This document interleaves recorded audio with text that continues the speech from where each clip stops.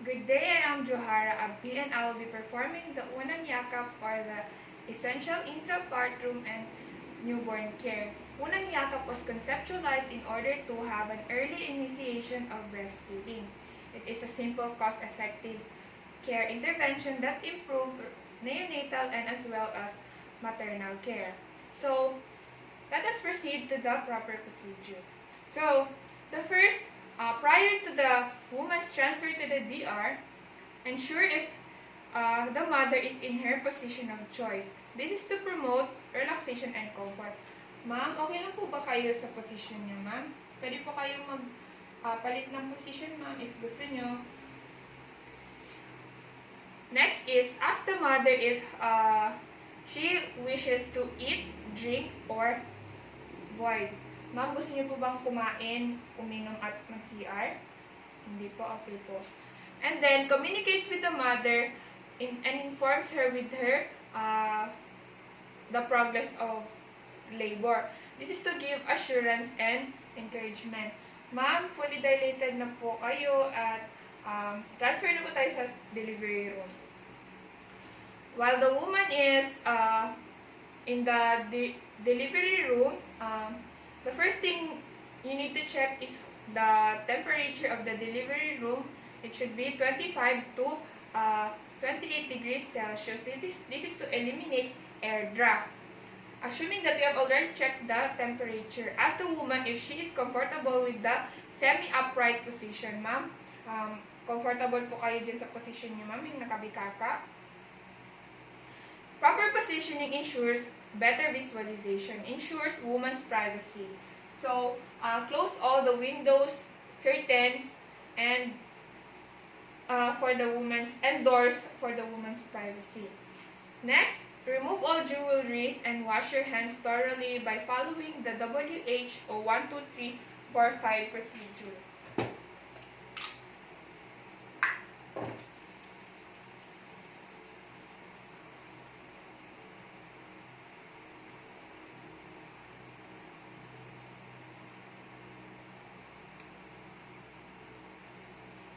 Then dry.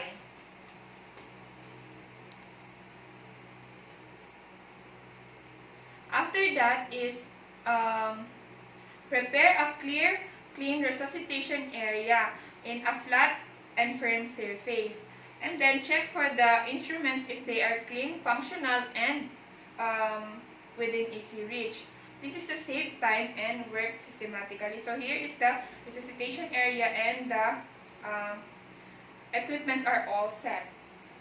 Next is to arrange all the supplies in a linear sequence. So here are the supplies arranged in linear sequence. Now let us proceed in the cleansing of mother's perineum with betadine solution. This is to deter the spread of microorganisms. Here are the betadine solutions in cotton balls.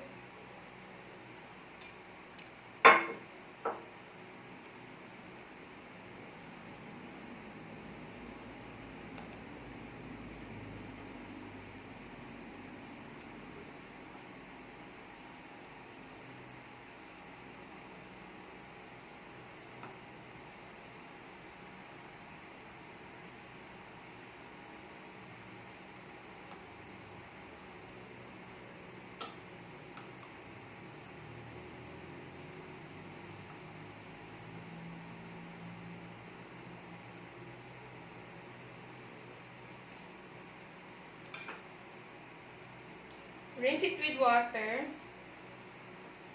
and then dry. I am putting this back assuming that it is already clean because you will be using it again for perineal washing.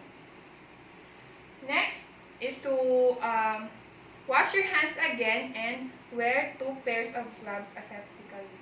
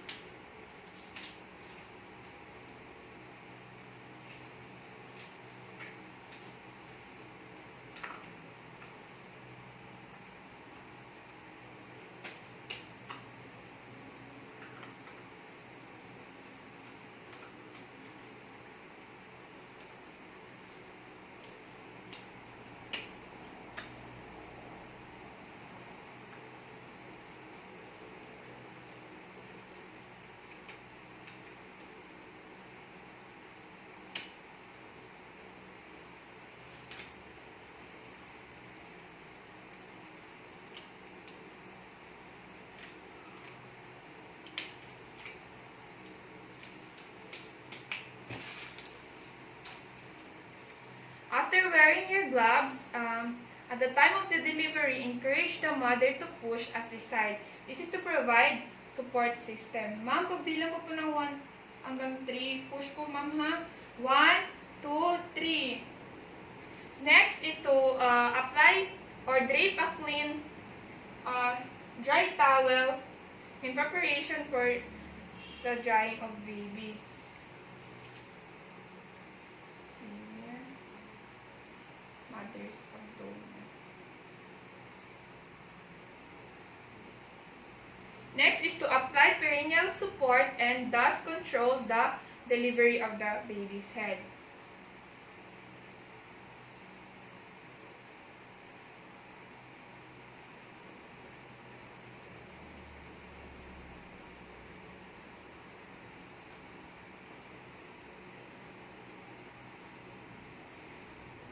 Calls the time of birth and sex of the baby. Baby girl out, 9:30 a.m. Next is to inform the mother for the outcome. Ma'am, nakalabas na po si baby, ma'am. Baby girl po. Next, for 30 seconds,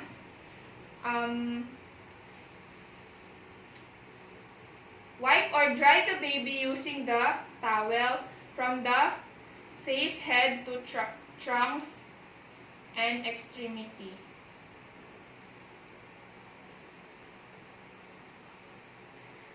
Next is to and also check for the baby's breathing. This stimulates the breathing of the baby and provides warmth for the newborn. Next is to remove the wet cloth and place the baby skin to skin within the mother's abdomen and chest. Skin to skin contact facilitates the bond between the mother and the child or the baby.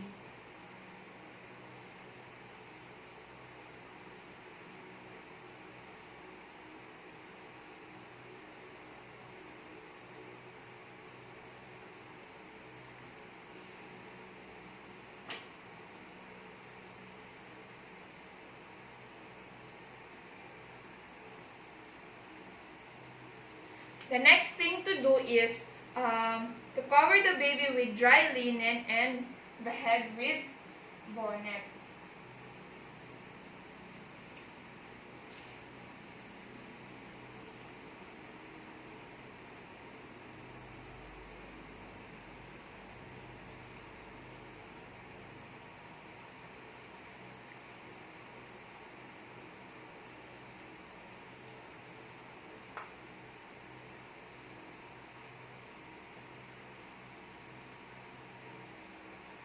And then place identification band on the ankle of the baby. This facilitates proper identification.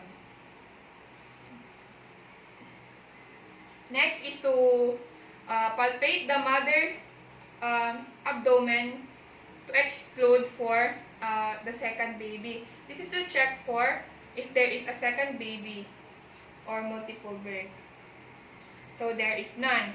Next is to wipe the wet gloves with the wet cloth and then dispose with wet cloth properly. And then give IM oxytocin within 1 minute of birth. This is to prevent bleeding to the mother and to deter the spread of microorganisms by the use of proper disposal of used cloth.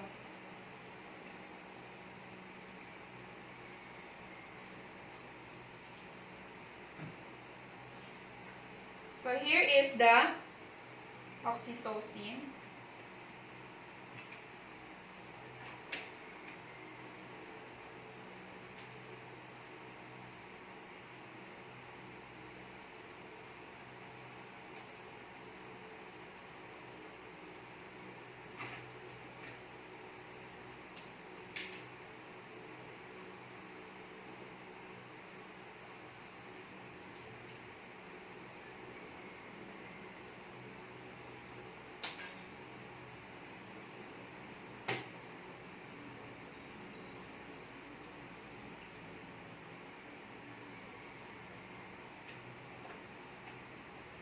Next is to position the baby first for the removal of or for the cord cutting.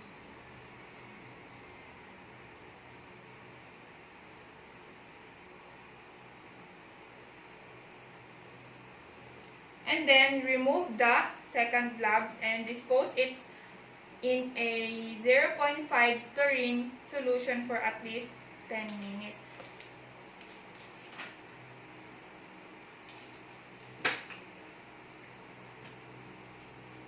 Next, palpates the umbilical cord to check for pulsations. After the pulsation stops, clamp the umbilical cord using a plastic clamp 2 cm away from the base.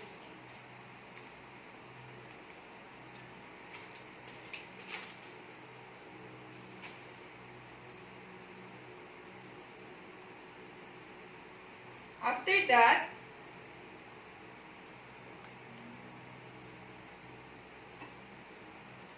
place up an instrument clamp from the base, 5 cm from the base. So, here. And then, cut the cord near the plastic clamp.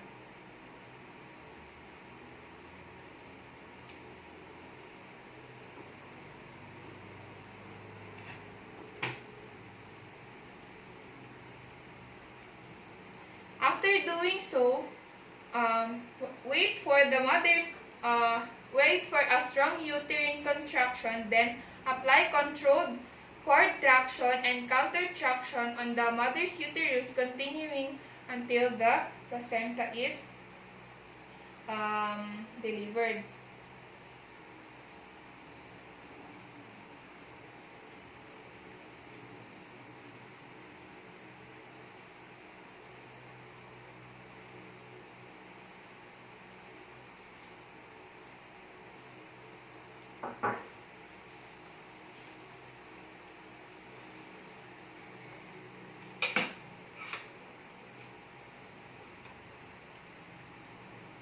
After that is to massage the uterus until it is firm. Next is to inspect the lower vagina for any laceration or tears, and then repair if as necessary. So there is none. Next is to examine the placenta for any abnormalities and completeness. So the placenta is complete and has no abnormalities. Next is to Next is to cleanse the mother's perineum by perineal flushing and apply napkin or cloth.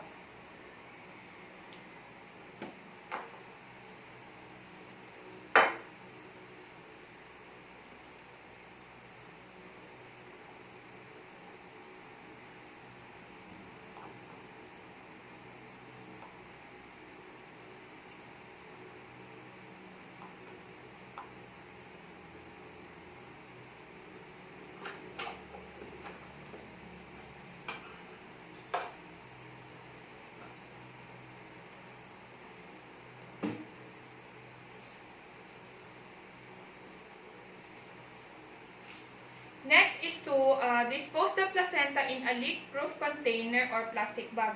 Before doing so, ask the mother or significant others if they want to take the placenta home. And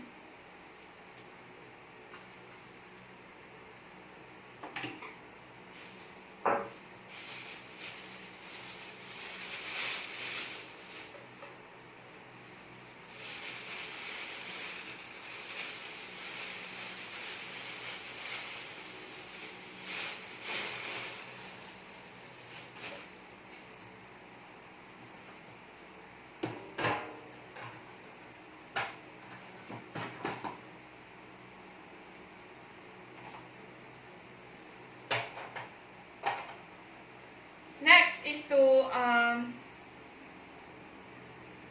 decontaminate the instruments before cleaning, and decontaminates the second gloves by using 0.5 chlorine solution, stating that the contamination lasts for at least 10 minutes. So,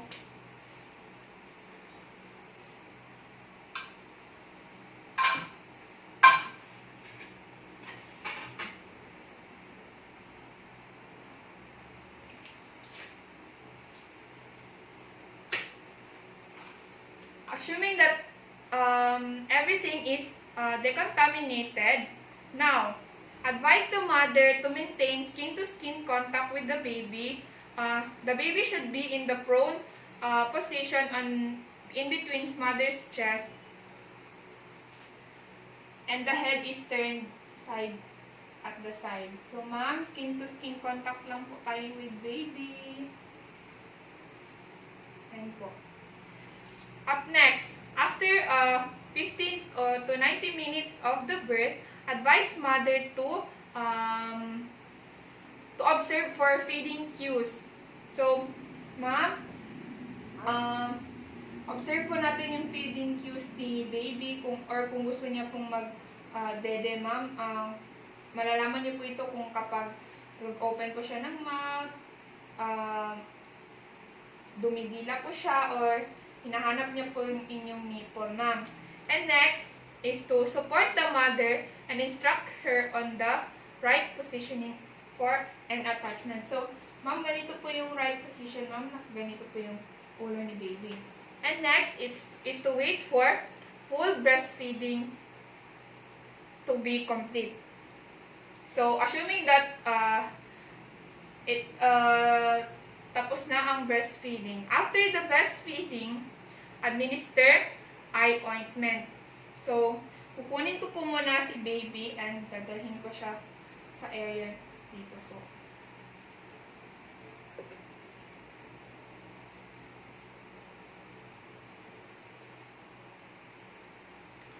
So, I will administer eye ointment.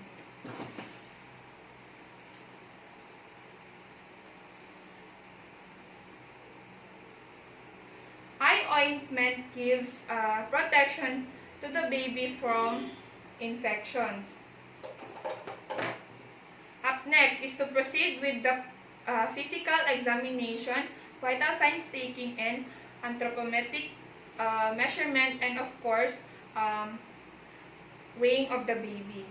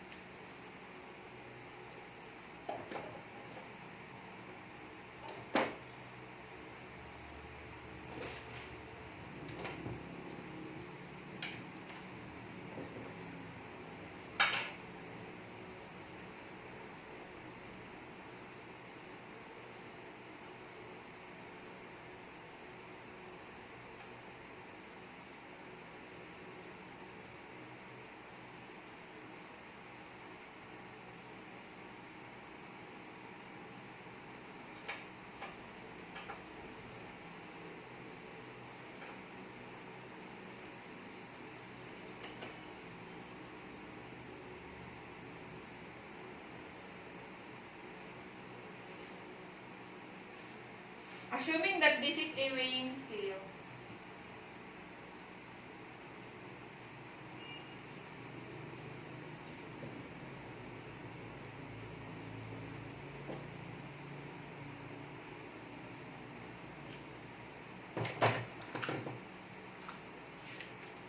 This is to provide assessment for the newborn's condition. Next is the administration of vitamin K, anti-Hep B, and BCG vaccine.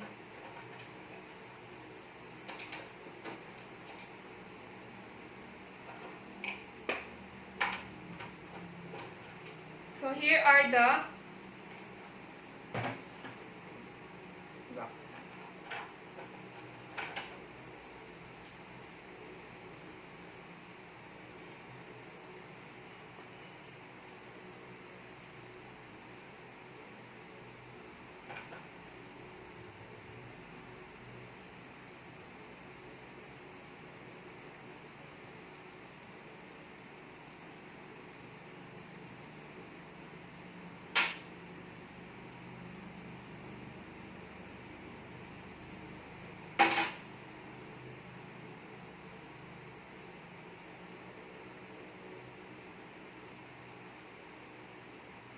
Vitamin K is to prevent the baby from bleeding.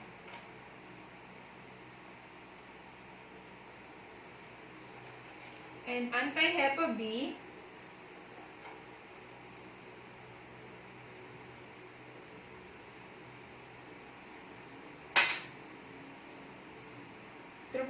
to protect the baby from catching anti-Hepa B infection. Hepatitis B infection rather. Lastly, the BCG vaccine.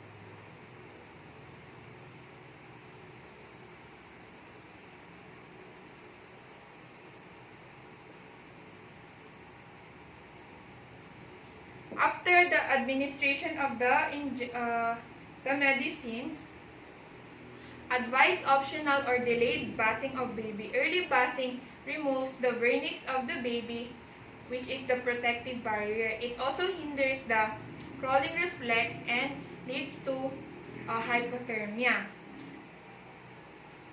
Now, advise mother for breastfeeding per demand. And let the baby feed as long as she wants. So, ma'am, huwag po muna natin paliguan si baby, ma'am, ha, para po hindi po maalis yung vernix or yung puti-puti sa katawan niya po kasi nagpoprotekta po yan sa kanya. At saka po, padidiin niyo lang po si baby as long as she wants po. And then, in the first hour, check the baby's breathing and color and checks the mother's vital sign. And massage the uterus every 15 minutes. So, okay naman si baby.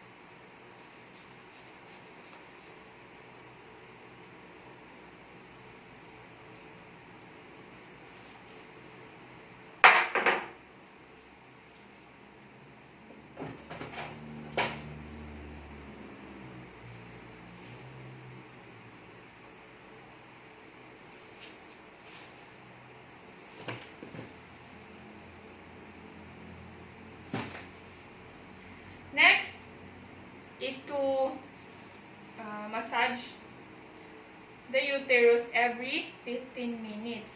Next is to check for the mother and the baby every 30 minutes to 1 hour. This is to prevent accidents such as falls and accidental suffocation from occurring. And then lastly, complete all records. Accurate Documentation allows for comparison of data. That would be all. Thank you.